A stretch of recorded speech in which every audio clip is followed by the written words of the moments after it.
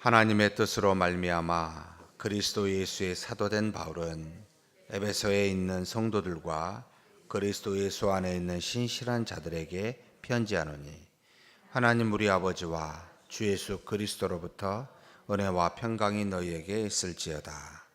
찬송하리로다. 하나님 곧 우리 주 예수 그리스도의 아버지께서 그리스도의 안에서 하늘에 속한 모든 신령한 복을 우리에게 주시되, 곧 창세전에 그리스도 안에서 우리를 택하사 우리로 사랑 안에서 그 앞에 거룩하고 흠이 없게 하시려고 그 기쁘신 뜻대로 우리를 예정하사 예수 그리스도로 말미암아 자기의 아들들이 되게 하셨으니, 이는 그가 사랑하시는 자 안에서 우리에게 거저 주시는 바 그의 은혜의 영광을 찬송하게 하려는 것이라. 우리는 그리스도 안에서 그의 은혜의 풍성함을 따라 그의 피로 말미암아 속량 곧 죄 사함을 받았느니라. 이는 그가 모든 지혜와 총명을 우리에게 넘치게 하사 그 뜻의 비밀을 우리에게 알리신 것이요, 그의 기뻐하심을 따라 그리스도 안에서 때가 찬 경륜을 위하여 예정하신 것이니, 하늘에 있는 것이나 땅에 있는 것이 다 그리스도 안에서 통일되게 하려 하심이라. 모든 일을 그의 뜻의 결정대로 일하시는 이의 계획을 따라 우리가 예정을 입어 그 안에서 기업이 되었으니, 이는 우리가 그리스도 안에서 전부터 바라던 그의 영광의 찬송이 되게 하려 하심이라. 그 안에서 너희도 진리의 말씀 곧 너희의 구원의 복음을 듣고 그 안에서 또한 믿어 약속의 성령으로 인치심을 받았으니, 이는 우리 기업의 보증이 되사 그 얻으신 것을 속량하시고 그 영광을 찬송하게 하려 하심이라. 이로 말미암아 주 예수 안에서 너희의 믿음과 모든 성도를 향한 사랑을 나도 듣고 내가 기도할 때에 기억하며 너희로 말미암아 감사하기를 그치지 아니하고, 우리 주 예수 그리스도의 하나님 영광의 아버지께서 지혜와 계시의 영을 너희에게 주사 하나님을 알게 하시고 너희 마음의 눈을 밝히사 그의 부르심의 소망이 무엇이며 성도 안에서 그 기업의 영광의 풍성함이 무엇이며 그의 힘의 위력으로 역사하심을 따라 믿는 우리에게 베푸신 능력의 지극히 크심이 어떠한 것을 너희로 알게 하시기를 구하노라. 그의 능력이 그리스도 안에서 역사하사 죽은 자들 가운데서 다시 살리시고 하늘에서 자기의 오른편에 앉히사 모든 통치와 권세와 능력과 주권과 이 세상뿐 아니라 오는 세상에 일컫는 모든 이름 위에 뛰어나게 하시고 또 만물을 그의 발 아래 복종하게 하시고 그를 만물 위에 교회의 머리로 삼으셨느니라. 교회는 그의 몸이니 만물 안에서 만물을 충만하게 하시는 이의 충만함이니라. 아멘. 에베소서는 바울이 2차 전도 여행 때 AD 51년에서 53년경입니다. 거기에서 들어서 복음을 증거하고 3차 전도 여행 때 무려 2년 이상 투란노라는 곳에서 열심히 복음을, 하나님의 말씀을 가르친 곳입니다. 그래서 바울이 개인적으로 가장 오래 머무른 지역 하면은 에베소라고 말할 수 있습니다. 그래서 각별한 정과 사랑을 가지고 있다고 추측해 봅니다. 그런 그가 이제는 바로 로마의 이제 황제 네로죠. 네로에 의해서 감옥에 있었을 때 옥중에서, 꼭 옥이라고 표현하기는 어렵습니다만 1차 감옥에 있었을 때는 가택연금이라고 표현하는 것이 훨씬 더 낫습니다. 거기에 있었을 때 근심하고 걱정하는 자신 때문에 그와 같은 교회를 위해서 쓴 서신이 에베소서다. 그래서 에베소 교인들로 하여금 내가 감옥에 있는 것으로 근심과 염려하지 말고 복음 때문에, 그리스도 때문에 그러한 것임을 확증시켜주고, 그리고 오히려 기뻐하라라고 하는 것이 이 에베소서 말씀의 교훈입니다. 그런 바울이 에베소서를 쓸 때 가장 염두에 두었던 것은 에베소 교회, 곧 교회란 무엇인가, 교회가 어떤 모습이어야 되는가를 염두에 두고 이걸 쓰게 되어서 교회에 대해서 가장 본질적으로 알고 싶다라고 한다면 에베소서를 보는 것이 좋습니다. 그래서 제가 여기 처음에 왔었을 때 가장 먼저 에베소서를 가지고 함께 특세를 했었던 기억이 납니다. 어찌되었든 그와 같은 말씀으로 증거되어 있는데 여기 1절에서부터 2절까지는 에베소 교인들에게 안부를 이야기합니다. 편지하노니 2절에 뭐 있을지어다 이렇게 조그만 글씨로 혹시 쓰여졌습니까? 성경에? 예, 그것은 의도적으로 그렇게 하는 건데요. 원래 원어에는 그게 없습니다. 내가 누구에게 이렇게 쓰면 당연히 그 편지했다는 것이고, 그 다음에 하나님의 은혜와 평강이 너희에게 당연히 줬다는 말이니까 있을지어다라고 우리가 덧붙여놓은 내용입니다. 그리고 난 다음에 3절에서부터 쭉 참 놀라운 영적인 하늘에 속한 영적인 복을 14절까지 이야기를 합니다. 이 말씀 안에는 굉장히 많은 비밀과 모든 어떤 진리들이 숨어 있는데, 여러 가지 중요한 것 중에 가장 핵심적으로 알아야 될 것은 하늘에 속한 영적인 복이 누구 안에서 무려 10번이나 쓰여 있습니다. 한 12절에 해당된 이 안에 그리스도 안에서 사랑 안에서라는 표현으로 모든 하나님의 영적인 복이 이루어지는 조건이 그리스도 안에서다. 그리스도 안에서 10번이나 쓰면서 반복적으로 말합니다. 그리스도 밖에는 하나님의 영적인 복, 구원, 곧 하나님의 아들들이 되게 하는 것이 없습니다. 오직 그리스도 안에서 창세전에 애정했고, 그리스도 안에서 모든 일을 이루었고, 그리스도 안에서 찬송하게 했고, 흠이 없게 했고, 전부 다 그리스도 안에서 하셨습니다. 그렇다면 이 땅에 지금도 하나님의 놀라운 복, 곧 구원에 이루시는 일은 오직 그리스도 안에서만 하십니다. 다른 데서 한다고 생각하지 마셔야 됩니다. 그리스도 안입니다. 그런데 그리스도 안에서 하는 것을 약간 바꿔서 교회 안에서라고 할 때 좀 위험스럽게 됩니다. 교회는 눈에 보이는 지금 이와 같은 교회는 죄가 있고 흠이 있고 문제가 있어서 교회 안에서 구원이 있다라고 말하면 상처받습니다. 그래서 교회가 문제가 일어나면 상처받아서 교회가 뭐 이럴 수 있어 라고 생각하여 나오지 못하고 지금도 계신 분이 상당수 있습니다. 여러분, 그리스도 안에 머무르시고 교회는 그리스도 안에 머무른 사람들이 모여 허물이 많은데 서로 사랑을 나눠주고 포용하며 함께 더욱더 그리스도 안에 머물도록 서로 격려하는 곳입니다. 그런데 잘못 교회 안에서 그리스도 아니라는 것 같은 생각을 하게 한 이게 이제 가톨릭의 정신인데요. 그건 이미 우리가 버렸습니다. 500년 전에 잘못됐기 때문에. 그래서 여러분 항상 조심스럽게 보셔야 됩니다. 그러면 교회에 오면은 무슨 일이 있을 수 있다? 하나님의 은혜가 있고 사랑이 충만할 수 있습니다. 뒤에 보면 나옵니다만 못도 있다. 잘못도 허물도 있습니다. 그러니 놀라지 마십시오. 상처받지 마십시오. 부탁드리고 싶습니다.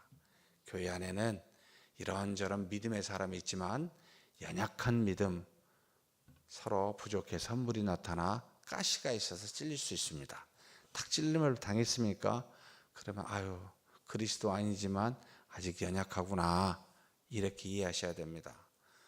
가시 자체를 부정하지도 마시고 가시 자체를 두려워하지도 마시고 그것 때문에 상처받지도 마십시오. 우리는 그런 존재라는 걸 항상 기억해야 됩니다. 그 다음에 이렇게 그리스도 안에서 사랑 안에서 하나님의 아들들이 되게 했는데 이게 목적인데, 이 아들들이 되게 하는 것을 다른 표현을 합니다. 하나님 편에서 표현한 게 있고 우리 편에서 표현한 게 있습니다. 하나님 편에서 우리를 보고 구원해 하나님의 아들들 되게 했다 표현했는데, 다른 말로 말하면 거룩하고 흠이 없게 하는, 하나님 편에서 우리를 거룩하고 흠이 없게 하시려고 하나님의 아들들이, 그러니까 하나님이 우리 아들들이 되는 목적입니다. 거룩하고 흠이 없게 만들려고 아들 되게 하신 겁니다.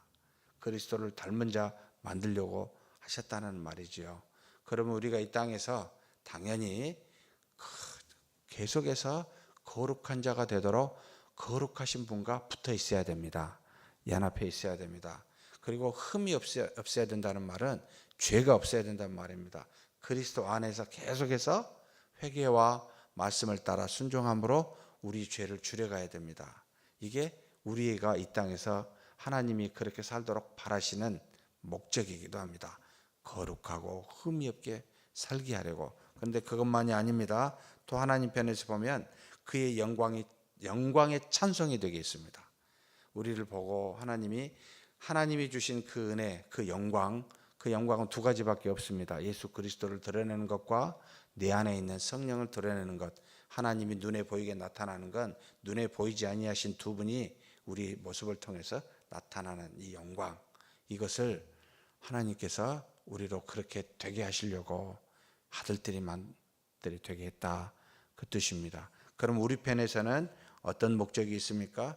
그 은혜의 영광을 찬송하는 겁니다. 이제 우리 편에서는 하나님이 찬송이 되게 했는데 우리 편에서는 하나님의 영광을 찬송하는 겁니다. 봐라, 나는 하나님의 자녀다. 내 안에 하나님이 계신다. 내 모습이 하나님의 역사하심이 아니냐라고 드러내는 겁니다. 영광의 찬송을 하게 하는 것입니다. 그 영광을 찬송한다라고 이야기합니다. 그러면서 하나님과 우리 편의 것을 같이 표현한 것이 바로 10절에 나옵니다. 하늘의 것과 땅의 것이 통일되게 하려는 것이라. 하늘의 것과 땅의 것, 하나님과 만드신 우리 피조물이 하나가 되는 것, 이것이 바로 하나님의 아들들이 되게 한 놀라운 은혜의 목적성이다. 그러면서 그 다음에 바울이 이와 같은 놀라운 진리를 이야기하고 난 다음에 에베소 교인들을 위해서 기도하는 제목이 나옵니다. 기도할 때 그들을 기억하면서 감사합니다. 그런데 무엇을 기도하고 있습니까? 한 가지입니다. 사실은 내용이 쭉 나오는데 가장 앞에 있는 지혜와 계시의 영을 저들에게 주옵소서. 지혜와 계시의 영을 저들이 받으면 이와 같은 것들이 생기는데 두 가지를 이야기했습니다. 하나님을 알게 하고, 그리고 우리 마음의 눈을 밝히사 알게 해주시는 게 세 가지가 있습니다. 부르심의 소망이 무엇인지, 기업의 영광의 풍성함이 무엇인지, 베푸신 능력의 지극히 크심이 무엇인지를 우리 마음의 눈을 밝혀서 알게 해달라는 겁니다. 그런데 우리 마음의 눈을 밝히고 하나님을 알게 하는 궁극적인 방법은 무엇을 통해서입니까? 지혜와 계시의 영을 통해서 되기 때문에 바울이 기도하는 것은 에베소 교인들로 하여금 지혜와 계시의 영을 저들에게 주사 그것으로 충만케 하사 하나님을 알고 마음의 눈을 밝히사 구원의 능력의 그 지극함이 무엇이고, 여기 말하는 부르심의 소망이 무엇이고, 그 능력의 지극히 그 힘이 무엇인지를 알게 해주십시오. 이것이 기도 제목입니다. 그렇다면 저는 이것을 거꾸로 나의 기도 제목으로 삼아야 되겠다. 하나님, 지혜와 계시의 영이 계시니까 충만케 해주십시오. 하나님을 깊이 알게 해주십시오. 내 마음의 눈을 열어서 밝히 하나님이 내 주변에 역사하고 있는 것을 다 보고 알게 해주십시오. 이렇게 기도하는 게 이제 바울의 기도를 따라하는 것이 되죠. 지혜와 계시의 영을 늘 주시라. 이 말은 사랑하는 성도 여러분, 생각대로 하지 말라는 뜻입니다. 네 생각은 아무리 해봤자 너에게밖에 해당이 안 된다. 지극히 크신 하나님의 놀라우신 뜻을 가진 것이 가장 중요하지 않느냐. 그러니 바울이 에베소 교인을 향하여 지혜와 계시의 영으로 이와 같은 것을 다 알게 해달라는 겁니다. 사람의 힘으로는 불가능하죠. 그러면서 20절에 그의 능력이 그리스도 안에서 역사한다. 하나님의 능력은 오직 어디 안에서만 역사합니까? 그리스도 예수 안에서만 역사하십니다. 내 안에서, 사람 안에서 역사 안 합니다. 내 뜻 안에서도 역사 안 합니다. 그리스도 예수 안에서, 다른 말로 말하면 믿음 안에서 역사하십니다. 믿음이 없으면 절대 역사 못 하신단 말이기도 합니다. 그런데 이 역사에서 어떻게 했습니까? 예수 그리스도를 모든 이름 위에 뛰어나게 하셨고 만물을 그 발 아래 복종하게 하셨고 만물 위에 교회의 머리로 삼으셨습니다. 하나님의 능력이 그리스도를 죽은 자 가운데서 살리심으로, 그리스도 아닙니다. 이것도 그렇게 해서 예수 그리스도를 모든 이름 위에 뛰어나게 하셨고 만물을 복종케 하셨고 그리고 만물 위에 교회의 머리로 삼으셨다. 그러면서 마지막 무슨 말을 합니까? 참 23절에 놀라운 말씀입니다. 이 말씀을 참 묵상해 보면 너무 귀한데요. 교회는 그의 몸이니 만물 안에서 만물을 충만하게 하시는 이의 충만함이니라. 교회는 하나님 아들 예수 그리스도를 머리 두고 있습니다. 그 말은 우리 교회는 그리스도의 지시를 받고 그리스도가 시키는 대로 하고 있는 곳입니다. 그래서 그리스도는 머리고 우리는 몸입니다.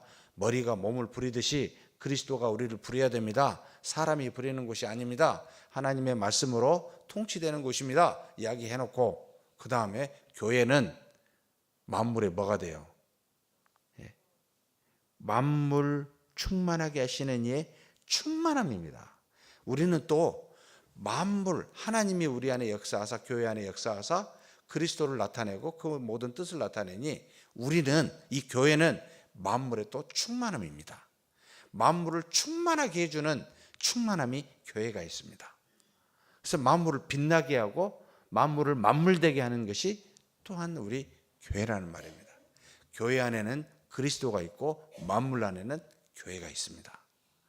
그래서 만물을 통해 빛을, 이 교회를 통해 빛을 만물에게 드러내신다. 이걸 기억하고 우리를 봤으면 좋겠습니다. 우리의 빛은 반짝반짝 정말 빛나고 있는가? 모든 만물에게 비칠 만큼 우리 안에 오면 죄가 드러나고 하나님의 뜻이 선명해지고 이러고 있는가? 우리 교회만 오면 헷갈려. 오히려 하나님의 뜻이 불분명해져. 그리고 그냥 지혜로운 생각도 그냥 휘둘려 가지고 엉뚱한 생각을 하게 하면 이게 정말 만물의 충만함에 충만함 맞습니까? 아니 돼야죠. 헷갈릴 때 우리 교회 안에 오면 선명해져야 됩니다. 하나님의 뜻이 무엇인지를, 이게 빛나야 되지 않겠습니까? 그런 저와 우리 교회가 되기를 주의 이름으로 축복합니다. 하나님 아버지 감사합니다. 우리에게 하나님의 아들들이 된 영적인 복을 허락하여 주시니 감사합니다. 이 모든 것은 그리스도 안에서 이루어진 줄 믿사오니 이제는 우리가 하나님 앞에서 거룩하고 흠이 없게 살며 하나님의 은혜의 영광을 찬송하며 하늘의 것과 땅의 것이 통일되는 연합한, 그래서 하나가 되는 그와 같은 모습으로 살아가게 하여 주시되 하나님께서 우리에게 지혜와 계시의 영으로 충만케 하여 주시길 소망합니다. 그래서 우리가 하나님도 알고 우리 자신의 마음의 눈이 밝혀져서 하나님이 어떻게 역사한지를 분명히 알아 하나님의 영광을 만물에게 비추는 빛으로서, 소금으로서 모든 일을 감당케 하여 주시옵소서. 우리 주님 예수님의 이름으로 기도하옵나이다. 아멘.